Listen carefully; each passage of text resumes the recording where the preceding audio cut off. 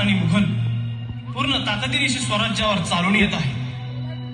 आम्हास असे दिसते की सिद्धी जोहर स्वराज्यात जास्त धुमाकूळ घालेल. तो चिडखोर आहे, त्याला मुलूक काबीज करायचा आहे. त्यामुळे काहीही करून त्याला मुलगा बाहेर थोपवणे जास्त जरुरीचे आहे. पण कसे?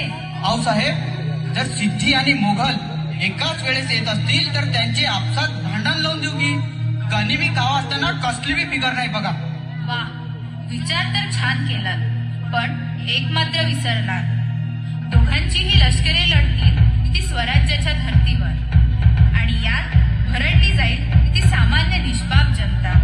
मग मोगलशाही आणि स्वराज्यात फरक तो कोणता? त्याऐवजी त्यांना स्वराज्याबाहेरच ठेवलं तर ते जास्त फायदेशीर. आऊसाहेब, आम्ही सिद्धीला मोठ्या शिताफीने पन्हाळ्याकडे घेऊन जाऊ. आम्ही घाबरून पळतो आहोत हे पाहून त्याला जीव चढेल.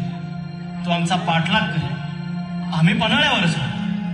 पन्हाळा झुंजता गड आहे. विचार तर नामी आहे शिवबा.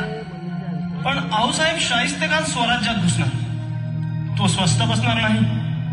रयतेश छळेल, हाल करेल, तोही भयंकर. शाहिस्ते खानास आम्ही पाहून घेऊ. आऊसाहेब, आपण? होय शिवबा, आम्ही शाहिस्त्यावर दबाव आणू. प्रसंग बाका आहे.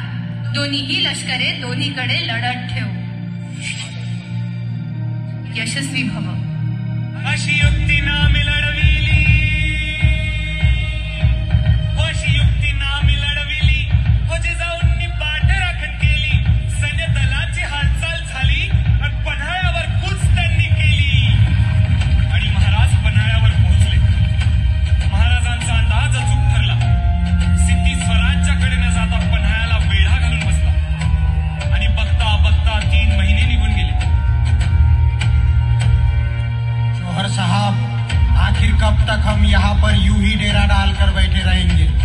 मसूद, यह सिवा के बच्चे को कभी न कभी तो बाहर आना ही होगा.